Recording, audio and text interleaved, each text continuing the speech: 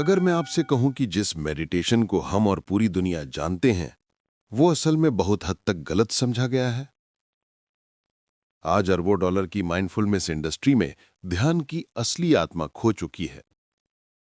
जो ध्यान कभी भारत में निधिध्यासन के रूप में सिखाया जाता था, वो बदलकर एक खूबसूरती से पैक किया गया, मार्केटेड और सतही टेक्निक बन गया है। आज की मेडिटेशन हमें करने पर जोर देती है, सांस देखो, मंत्र दोहराओ, विजुअलाइज करो। लेकिन प्राचीन वेदांत ध्यान हमें होने पर जोर देता है। और यही वो फर्क है जो बताता है कि इतने लोग सालों ध्यान करने के बाद भी अंदर कोई असली बदलाव क्यों नहीं महसूस करते। तो अगर आप कई सालों से मेडिटेशन कर रहे हैं या अभी शुरुआत करने वाले हैं, ये वीडियो आपके लिए बहुत कीमती है, क्योंकि आज हम मेडिटेशन की असली समझ, उसके प्रकार और ये कैसे कुछ ही महीनों में आपकी जिंदगी बदल सकता है, सब कुछ समझेंगे।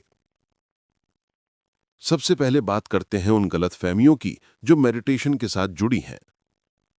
आज हम जिस चीज को मेडिटेशन कहते हैं, वो अक्सर सिर्फ एक सोचने वाली प्रक्रिया बन के रह गई है।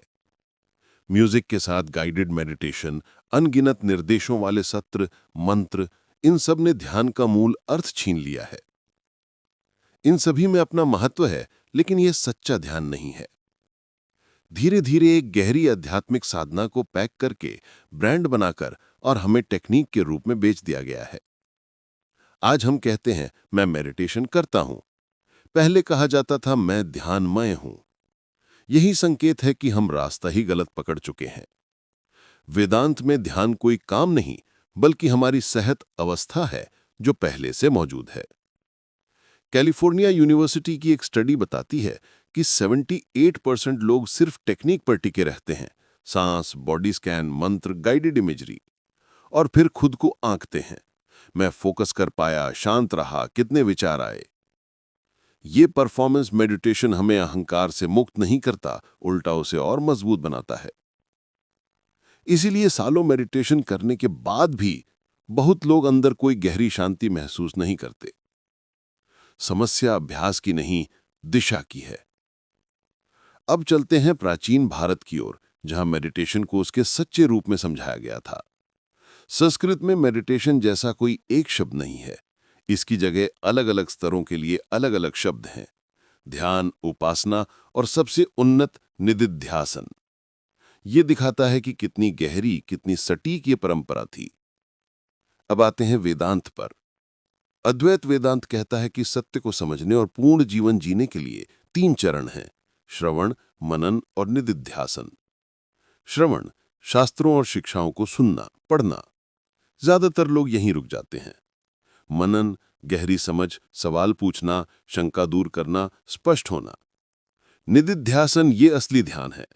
यहां कोई टेक्निक नहीं होती, न संगीत, न मंत्र, न कल्पना, न विचार। ये सिर्फ उस स्वरूप में स्थित होना है जो आप वास्तव में हैं, शुद्ध चैतन्य। वेदांत में ध्यान का यही अर्थ है। लेकिन बिना विचार के टिकना आसान नहीं। हमारी पूरी आधुनिक दुनिया हमें लगातार सोचने पर मजबूर करती है। इसीलिए प्राचीन धर्म में साधना के कई उपकरण दिए गए: अनुष्ठान, मंत्र जप, प्राणायाम, उपासना। ये मन को तैयार करते हैं ताकि वो बाद में निधिध्यासन को पकड़ सके। आज हम चिंता करते हैं सही बैठा, सही सांस ली, सही फोकस किया। पहले इन बातों का कोई महत्व नहीं था। ध्यान का असली उद्देश्य न शरीर था, न स्वास्थ्य, न परफॉर्मेंस। ये सब तो साइड इफेक्ट थे। असली मकसद था अपनी सच्ची प्रकृति को पहचानना। जैसा स्वामी ब्रह्मानंद ने कहा, ध्यान वो संगम है जहां सभी आध्यात्मिक मार्ग मिलते हैं। टेक्निकें भले अलग हों, लेकिन सार एक है: चैतन्य का अपने आप को पहचानना। वेदांत कहता है सबसे उच्च ध्यान निधिध्यासन है। अब आते हैं 2 तरह के ध्यान पर: वस्तुगत ध्यान और विषयगत ध्यान। जो सारी टेक्निकें, मंत्र, विजुअलाइजेशन आप वर्षों से कर रहे हैं, वे असल में तैयारी हैं, पक्की फसल हैं। असली खेत तो आगे है। सनातन धर्म में अभ्यास के 2 बड़े मार्ग हैं: उपासना यानी वस्तुगत ध्यान, जहां हमारी चेतना बाहर किसी रूप, किसी देवता, किसी प्रतीक की ओर बहती है, और निधिध्यासन यानी विषयगत ध्यान, जहां चेतना भीतर अपनी ही जड़ की ओर लौटती है। अद्वैत कहता है सभी रूप, सभी अनुभव, सभी दुनिया एक चैतन्य की अभिव्यक्ति है। अंततः आप शरीर नहीं, मन नहीं, बल्कि वही अनंत चैतन्य है। लेकिन हम इसे अनुभव नहीं करते।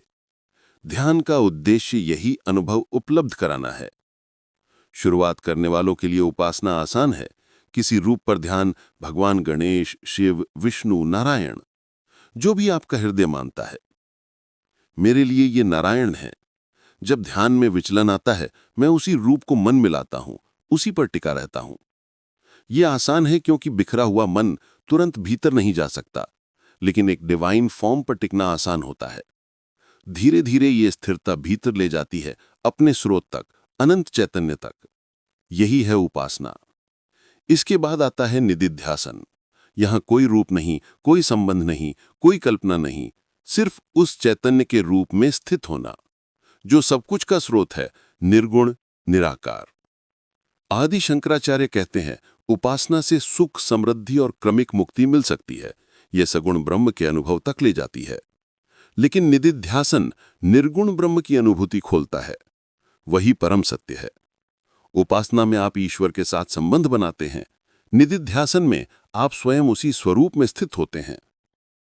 आधुनिक ध्यान करने पर केंद्रित है, वेदांत होने पर।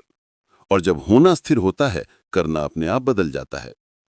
स्वामी विवेकानंद कहते हैं, ध्यान का लक्ष्य आत्मा और ईश्वर के शाश्वत संबंध को पहचानना है।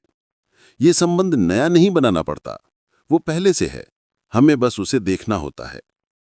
आशा है अब आपको ध्यान की असली जड़ और उसका रास्ता स्पष्ट हो गया होगा।